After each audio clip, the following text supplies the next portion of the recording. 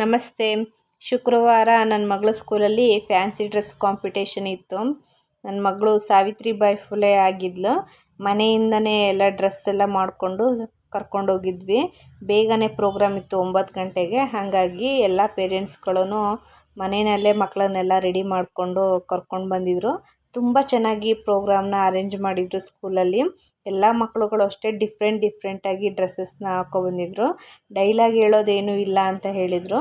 Just stage ಮೇಲೆ ಹೋಗೋದು, ಅಲ್ಲಿ ನಿಂತ್ಕೊಂಡು ಫೋಟೋ ತೆಗೆಸ್ಕೊಳ್ಳೋದಷ್ಟೇ.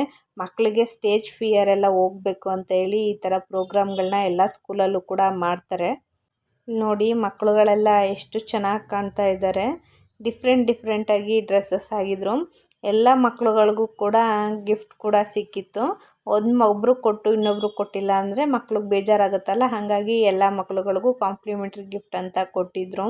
ಬೆಳಿಗ್ಗೆನೇ ಪ್ರೋಗ್ರಾಮ್ ಇದ್ದಿದ್ದರಿಂದ ಬೇಗ ಮುಗೀತು. ಬ್ಯಾಚ್ ವೈಸು ಪ್ರೋಗ್ರಾಮ್ನ ಅರೇಂಜ್ ಮಾಡಿದರು. ಫಸ್ಟ್ ಸ್ಟ್ಯಾಂಡರ್ಡ್ ಸೆಕೆಂಡ್ ಸ್ಟ್ಯಾಂಡರ್ಡ್ ಮಕ್ಕಳಿಗೆ ಬೇಗನೆ ಇತ್ತು, 9ರಿಂದ 10 ಗಂಟೆವರೆಗೂ. ಹಾಗಾಗಿ 10:30 ಒಳಗಡೆ ಎಲ್ಲ ಮುಗೀತು. ನಮ್ಮ ಮನೆಗೆ ಬಂದ್ವಿ. ಅವತ್ತು ಶುಕ್ರವಾರ ಆಗಿತ್ತಲ್ಲ, ಹಾಗಾಗಿ ಚಾಮುಂಡೇಶ್ವರಿ ದೇವಸ್ಥಾನಕ್ಕೆ ಹೋಗಿದ್ವಿ. ಎಲ್ಲರೂ ಕೂಡ ಪೂಜೆ ಮಾಡಿಸ್ಕೊಂಡು ಬರೋಣ ಅಂತೇಳಿ.